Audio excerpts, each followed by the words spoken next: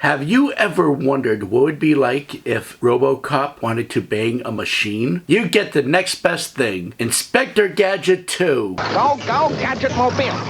Look, with the Kentucky Fried Chicken Fun Pack, you get an Inspector Gadget poster, 4 nuggets, and chips. Hang on, Penny!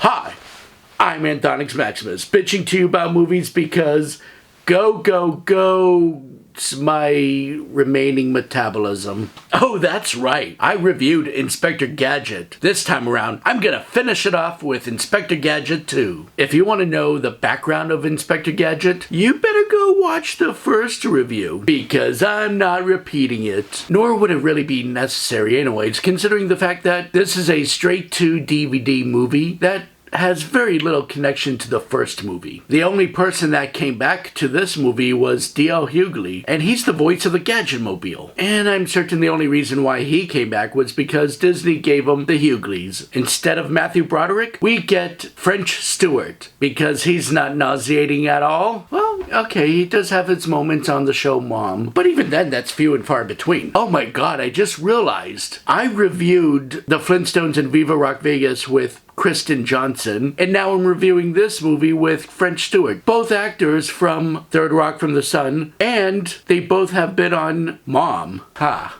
Only in the world of Anthonix do things come into a full circle. Nowhere else. Yeah, they asked David Kellogg to direct this movie just as he did the first movie, but suddenly the director of Cool as Ice, starring Vanilla Ice, drop that zero and get with the hero. He thought this movie was beneath him. So who are we gonna get to direct this sequel? Oh, I know. Let's get the guy who directs all the other straight-to-DVD sequels. Alex Zam, who directed Tooth Fairy 2, Jingle All the Way 2, and he directed TV movies like My Date with the President's Daughter, which also co-starred Dabney Coleman, who played Chief Quimby in the first Inspector Gadget, but even he said he wouldn't even show up in this movie. Well, there's always that Disney Channel sequel, Under Wraps 2. Zam is the king of straight-to-DVD sequels, and he's good at casting actors who had nothing to do with the first movie. So both movies take place in Riverton, Ohio, even though it's really supposed to be Metro City, but whatever. The first movie was filmed in Pittsburgh, and you can tell from Dr. Claus Tower. But in this movie, it was actually filmed in various abandoned locations in Brisbane, Australia. And I know it's Disney, but why do I have a feeling these guys didn't have a filming permit? You know, Ed Wood style. I guess that's really all I have to say for this movie. So why would they actually make a sequel to the first movie even though it bombed? Well, money exists. So let's just get right on into it. Yep, just like the first movie, we get a silly logo.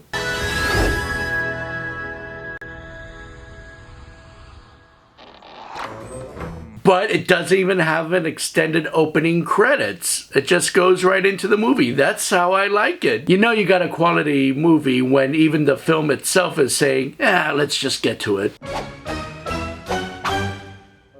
Evil's afoot. It's very important to have so many cameras for French Stewart's mugging. One thing I've learned in all my years of crime fighting Gadget-mobile is that it's always the most quiet. Right before the criminals strike. Okay, alright, so that's the difference between this Inspector Gadget and the Matthew Broderick Inspector Gadget. Matthew Broderick's Inspector Gadget was, well, he was a rookie that wanted to be the hero. It wasn't so much of an ego thing, he just really wanted to help. Potential lawbreaker at 12 o'clock. But in this Inspector Gadget movie, this Gadget is so full of himself. And look, he needs to overstep and find a criminal, and his gadgets are glitching. That's a plot point. 25 miles per hour, but she's going exactly 25.3. Okay, screw you, you traffic cop scum. You're allowed up to 5 miles past the speed limit. Not that I know anything about that, my auto insurance company. And we spend way too much time on this segment because we gotta focus on this old lady. And I'm only partly kidding because, yes, this lady does get a lot of airtime. There's a point to it of why, because this old lady is supposed to be, I guess, the cameo draw of the film. Why, she's Alethea Ada McGrath. You don't know who Alethea Ada McGrath is? Why, she's the condescending, incompetent librarian from Star Wars. Perhaps the archives are incomplete. If an item does not appear in our records, it does not exist. Do your job. Don't just say there's no planet there, even though there are other planets in the gravitational pull. So after a bunch of zany glitching moments, we cut to the next scene. I spoke too soon. We do get open credits. Except for now, it's like watching a cartoon. Ankle Gadget! Hi, brain. And don't get confused, you guys. This isn't Michelle Trachtenberg. Penny is being played by Caitlin W-A-C-H-S. Watches, or whatever. Wax? Caitlin Wax? Whatever. She was in My Dog Skip. And she was also in My Best Friend's Wedding. That had Rupert Everett in it. It's like the director had connections to people that had connections to the first movie, but could not exactly get the original actors in. See you tonight. And you. I hope you like prison food. Yeah, I guess this Inspector Gadget is closer to the cartoon, but in this film he just kind of comes off more of an asshole. Diagnostics check out fine. What seems to be the problem, Gadget? And the new scientist working on him is not Brenda from the first movie, probably because she's had enough of his shit. Thanks for solving the murder of my dad, but I'm leaving your ass. But, you know, in her defense, it's Matthew Broderick and French Stewart. See all the smack I'm talking? I hope I never have to work with either one of them because it'll be really awkward for them. Gadget! You put my mother in jail. Oh, that old lady is Chief Quimby's mother. This time played by Mark Mitchum. I get it, you couldn't get Dabney Coleman, fine. But Dabney Coleman looked like Chief Quimby. They couldn't even find anyone who had a mustache or even just put a mustache on Chief Quimby here. Does Dabney Coleman own the likeness of Chief Quimby now? And that's when the marathon of pain begins. And who's your grandma?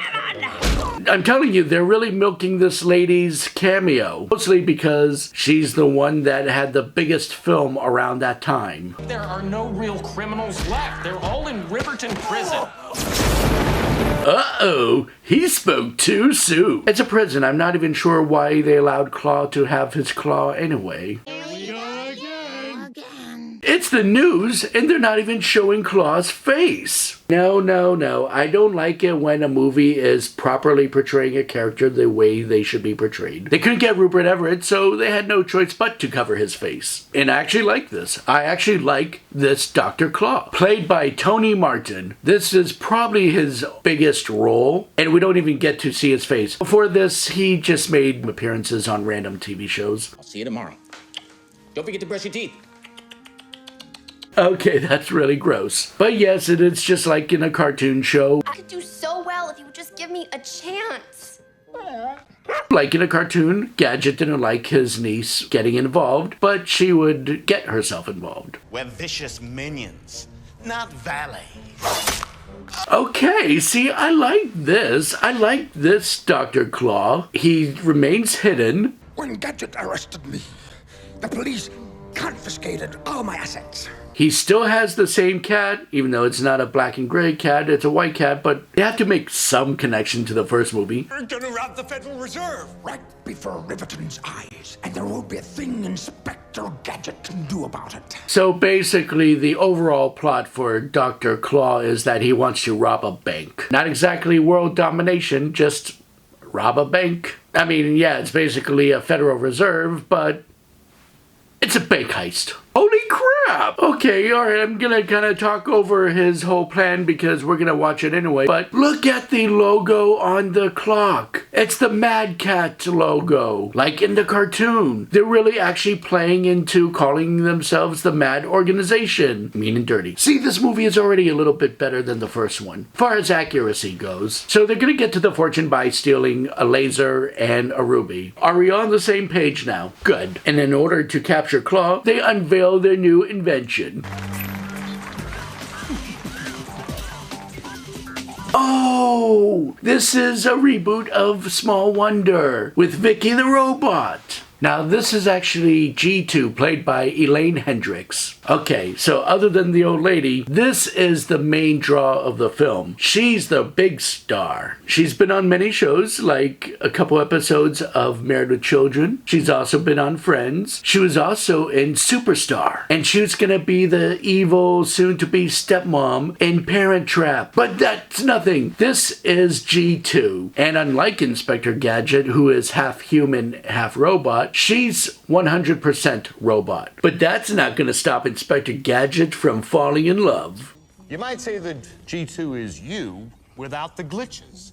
I'm putting her on the claw case right away. Oh, and another random connection. Also, Elaine Hendricks played Marilyn Munster in The Munsters' Scary Little Christmas, along with Mark Mitchell, who played Santa. And along with Elaine Hendricks, fun fact, she was actually one of the main stars of the short-lived reboot series of Get Smart, starring Dawn Adams, who voiced Inspector Gadget. And now here she is in an Inspector Gadget sequel. The world is a magical place.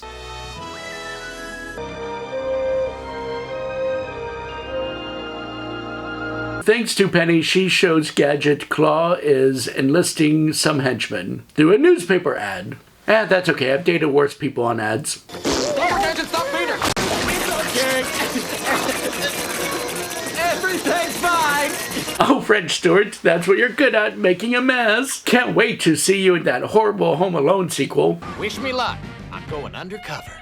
Oh, I get it now. Hope you get it too. You see, he's trying to infiltrate Claw by signing up as a henchman while disguising himself as a flamboyant Nick Fury.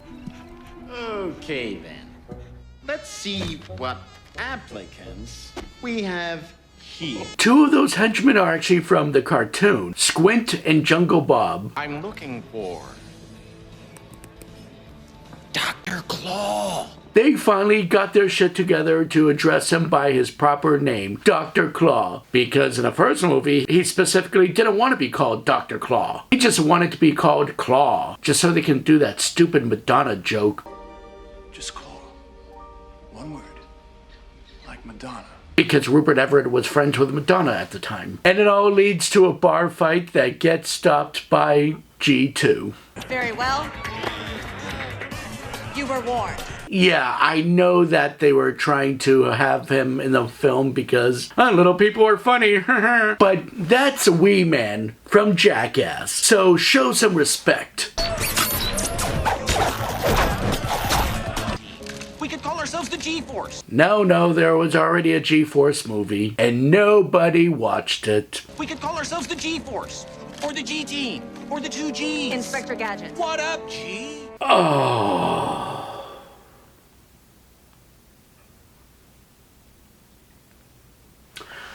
I don't know about you, but I just died a little on the inside.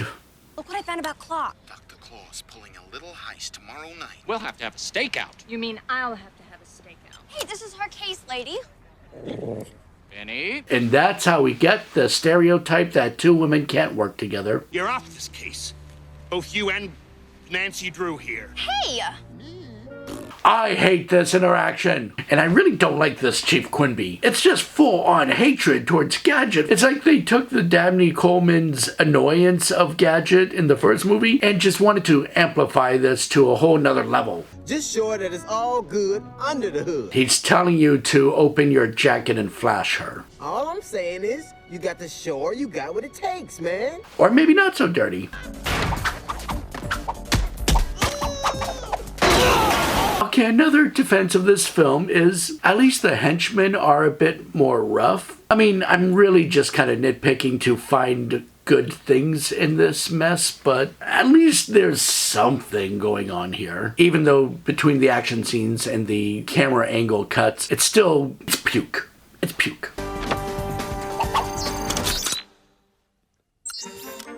That's what Inspector Gadget wants. And because French Stewart is in this movie, okay, alright, it's Inspector Gadget. Inspector Gadget ruined it, and the bad guys got away. I can't blame everything on French Stewart, even though I want to. Gadget! I told you specifically not to go to the steakhouse. I hate being the guy that makes comparisons, but Dabney Coleman, I miss him because he was so... His anger was quiet. Like he would just be quiet and let it fester and boil inside of him. But this guy is a friggin' cartoon. I know. He's acting in a movie that's based on a cartoon. But still, so was Dabney Coleman. And I've got just the assignment to take advantage of your unique abilities. Being demoted to custodian joke, even though that's not ranking in a police force, but whatever. Is something stupid gonna happen? Well, it is a straight-to-DVD Disney sequel, so you better believe it.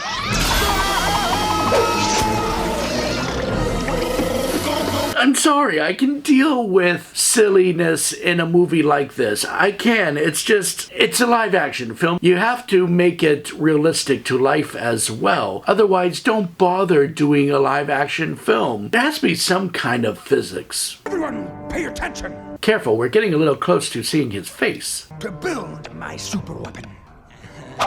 The laser! Okay, I know I'm trying to dress up as Inspector Gadget, but with my black jacket and hat, I kind of look more like Dr. Claw, and I'm not mad about it.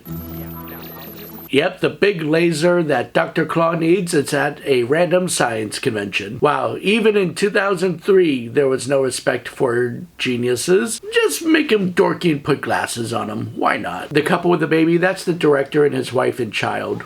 Speak, Pedro. Speak. Not sure why he is trying to invent a bark translator, since Penny created that in the last movie. Say something. Come in. Over. Brain is not here. I told you this was a Disney movie, right? And that's why we have McDonald's product placement. Look at him holding the drink and fries. So natural, but instead of getting a Big Mac, he's eating a hot dog, which McDonald's don't serve. What is this movie? This movie has taken me out of reality. Inspector Gadget! Oh no, and the henchmen are tricking Inspector Gadget by disguising themselves as Redditors. The Gadget puppet. Everything seems to be okay. And that device is making Gadget act up even more. So in this sequel, Dr. Claw has Inspector Gadget in his controls and... Oh, you know what? I'm sorry. Give me one moment. I gotta address... Okay, sorry, got a little glitchy there. Hopefully Past Tony got all the message. Dr. Claw's henchmen are taking off with a laser. But don't worry, because Brain got a clue. Wow, can you imagine? A police force letting you go, even though they gutted out your organs, refused to let you die, and made you a working machine.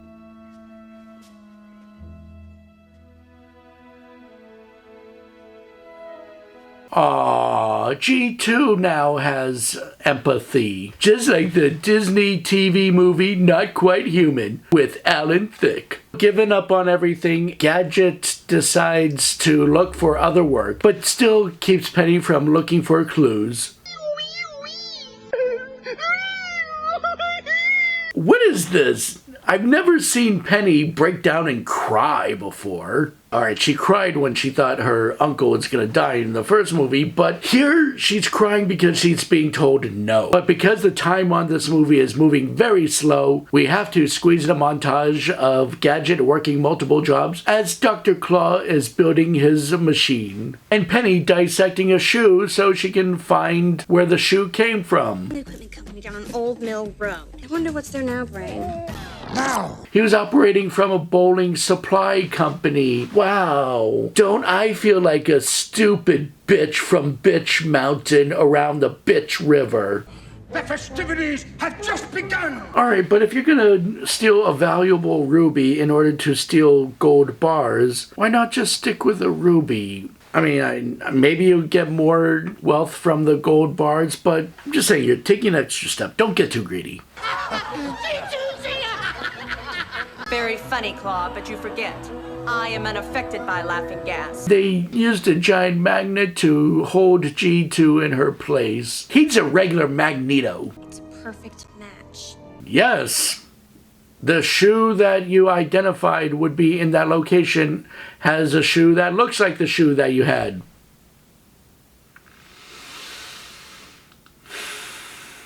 This was so needed for the film. And because she took too damn long to figure out a shoe has matching shoes in a place, the henchman and Dr. Claw already come back. I know Penny is supposed to be the smart one, but in this film she's a complete idiot.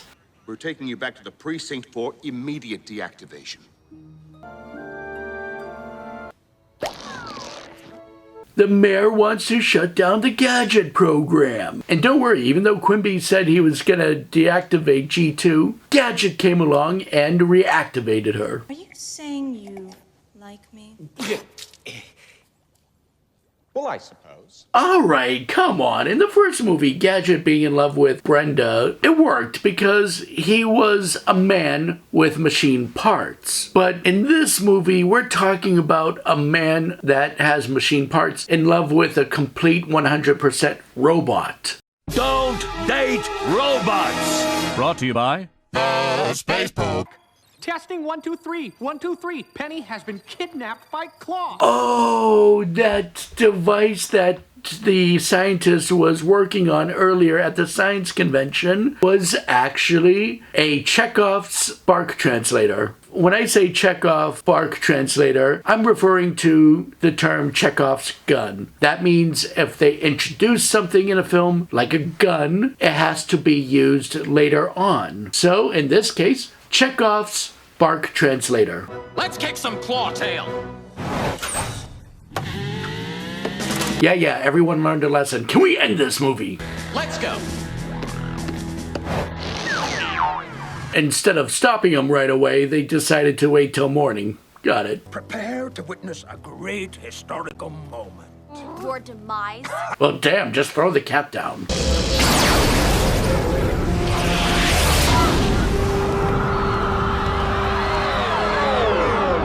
Yes, because in the early 2000s, we were still mimicking the Matrix. You can use that weapon for greater things, other than, you know, a bank heist. That means time has stopped. That's what I said. Oh, get it? Time has stopped because French Stewart was in the movie Clock Stoppers. God, French Stewart has made some shit. You want me to play dentist with your niece? See? This Dr. Claw is brutal. Rupert Everett Dr. Claw wasn't gonna hurt Penny. This Dr. Claw has no problem hurting kids. Oh, now they're exchanging chips so he can actually be a functioning gadget. See? You know it's love because they're exchanging body parts. Go Gadget helicopter hat. Yes! He is finally using the Gadget Copter, my favorite Gadget option. And while Gadget is chasing Dr. Claw, G2 is facing the other three henchmen. And Dr. Claw is about to let this little girl explode.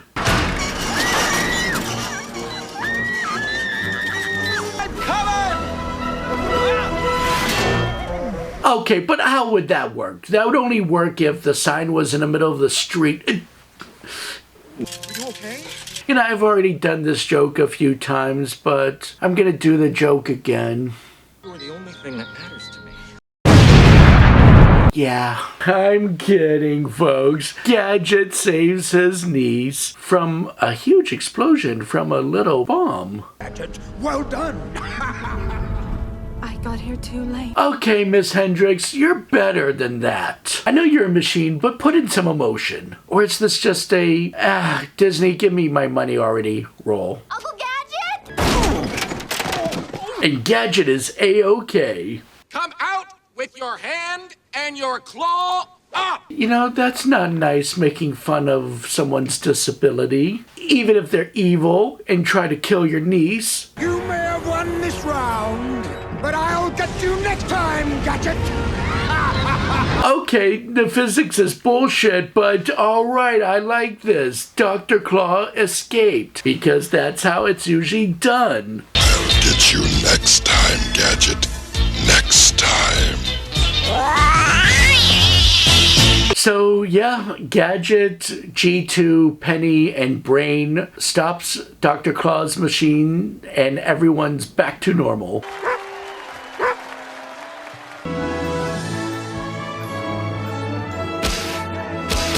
Oh, now they get to go home and have human and robot relations. Cool! I love early 2000s garbage pop music. So that was Inspector Gadget 2. I mean, it was still a bowl of bull piss, but it was more accurate to the cartoon than the first movie was. So, there's not anything else to say except for, oh my god! Fun fact over fun fact! I already mentioned that Elaine Hendricks was in the rebooted TV show Get Smart with Don Adams, who voiced Inspector Gadget. But not only that, Elaine Hendricks' co-star was Andy Dick. Andy Dick was in the first Inspector Gadget movie. This is such a weird small world. But that's enough. I don't want to talk about this movie anymore. We're done. We are done with Inspector Gadget. Thank you, Addison. Hope you didn't mind me copying your look for a moment. I'm Anthonix Maximus. Thank you for watching Anthonix Maximus reviews. And, I don't know, something Inspector Gadget pun, go subscribe. Bye. I have a history of hair loss in my family.